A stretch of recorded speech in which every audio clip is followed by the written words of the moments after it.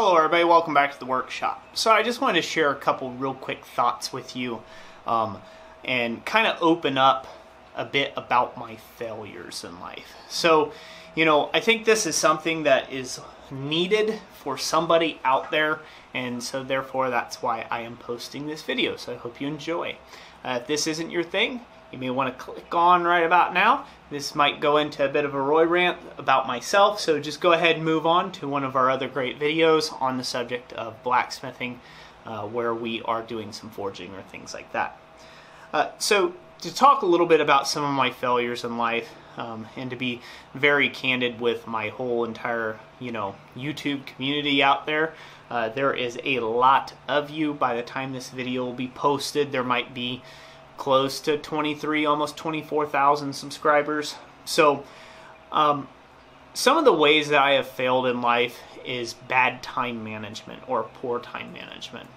And it's so easy to do. I get tied up in work a lot. I get tied up in the going-ons with YouTube and social media and politics and you name it.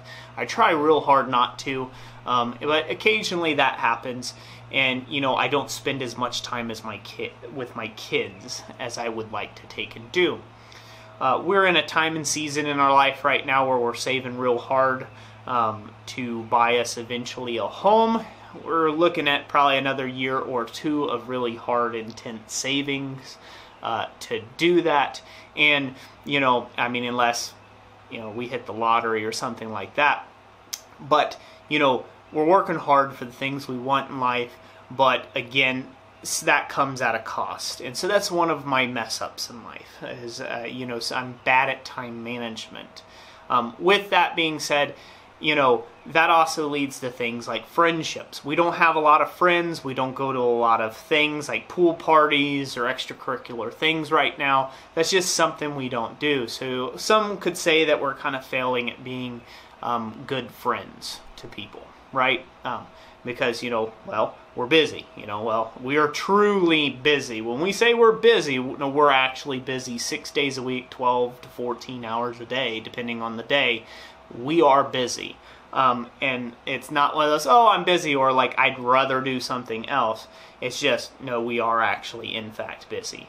So, that can be that's a failure in of itself. One of my other failures in life is that because of the way that I am made up, I am a very boisterous person. And a lot of times I can voice my opinion on a subject before I fully heard out the other person on the other side of that fence. And that is something that I'm trying to get better at. That is something that I hope time and wisdom over time will help me with that. I hope that's something that I pray about it. I pray that God will take and help me become a better person and wiser in that department of not being so quick to voice my own opinion on something. And I'm getting slowly better. One of the other things I failed at is here on YouTube. I failed on YouTube quite a bit in my earlier days of YouTube because I had this kind of mentality when I get on YouTube that I had the most important information that somebody wanted to listen to or hear, right? Somebody would definitely need this type of information. And, I've gotten some flack about, well, you say the word too much. I finally corrected myself of that. Every now and then I'll drop a few ums as I go along. Just right there. So there is a lot of times that I will do that, and I was very harsh towards a guy that was just trying to say, hey dude, what's up with the ums? Now he was a bit of a jerk when he came in with the thing, and he approached me in a very kind of rough and gruff manner, and that I likewise approached him back with that same rough, gruff manner. But ultimately he was just trying to take and tell me, like, dude, knock off all the ums already. It's hard to listen to. As hard as it was, and I believe I even blocked him. I'm not sure. I even blocked him from the channel very stupidly. It was just, it was just two people kind of having a conversation that kind of got out of hand. And I've had that a couple times in my earlier days here on YouTube and on Facebook and some other places where, again, I kind of let that pride and that kind of thing get going. well, you know, then you try it if you think it's so easy. And so, you know, that's some ways that I have failed, right? You know, and that's the thing. So to all those out there that are watching this, maybe you've been blocked in the past and you felt like you were blocked unfairly, and maybe you're just still watching the channel. Like, email me at christcenteredforge@gmail.com. I'll try to reinstate you so this way you're no longer blocked if you have something good to add to the community. You know, again, like I said, in those earlier days, it was really easy for me to get all torqued off about somebody saying something that I didn't want to hear, right? I'm getting a lot better at that, of accepting constructive criticism from people, or people I don't know. It's easier for me to accept that from peers that I respect than it is from just some icon across the world somewhere that I don't know. It's probably a 12-year-old kid, you know, playing PUBG or something in his mother's basement. You know, I mean, that's kind of what you think, right? It's just some 12-year-old kid playing video games and he just happened to pop on YouTube, right? And insult you in your comment section. But a lot of times that may not be the same way. Older guys have a tendency to be kind of gruff when they say something like, "You dumb whippersnapper, didn't you know that was going to happen?" And, you know, that can kind of rub people the wrong way, especially when there's just text and there's no context to that text. You know, or somebody will use a lot of exclamation points to drive a point home, and they don't realize that they're basically yelling at you. So, you know, that's one of those things where I have failed before, and, you know, getting into, not go much more into that in detail. Some of the other ways that I've failed on YouTube is, you know, not being able to put out as much information as I would love to about a particular project. If something doesn't work out, I'll show you my failure point that it didn't work out and why. Because I believe that it's the best thing for you as a viewer to understand where I've messed up, so this way you don't make that same critical error. I believe that every good instructor should do that for you. Not hide their mess ups and their mistakes, but literally show you those along the way, so this way everybody can learn. With all that being said, let's get to the point, shall we? This video is for someone out there that is needing that. Maybe you feel like you've failed a lot in life, or there's certain things that you've done in life that are holding you back and that are holding you down and that you can't get up from, and they're constantly weighing on you. That monkey's on your back and he's beating the ever-living tarnation out of you.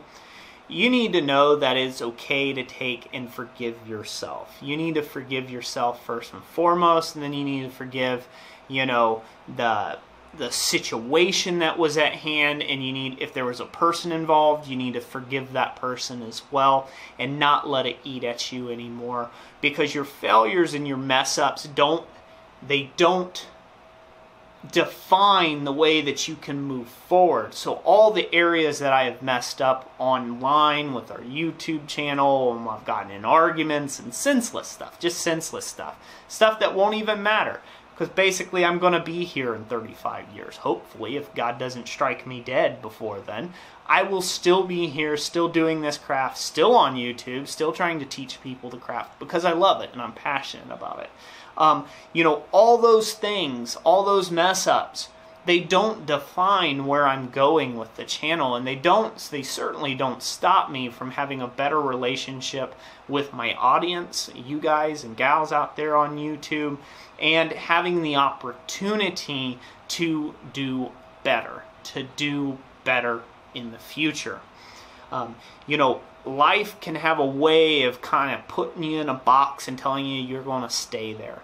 And it's your job, it is your job to just not believe that lie. You need to get out of your own head. Maybe you need to go for a quiet walk someplace, and you know, like I said, just if you're into praying, do some praying. If you're into just, I don't know, meditating or whatever it is that you need to do to take and get on a roll of saying, okay, you know what? I was in a bad situation. I mouthed off to the boss.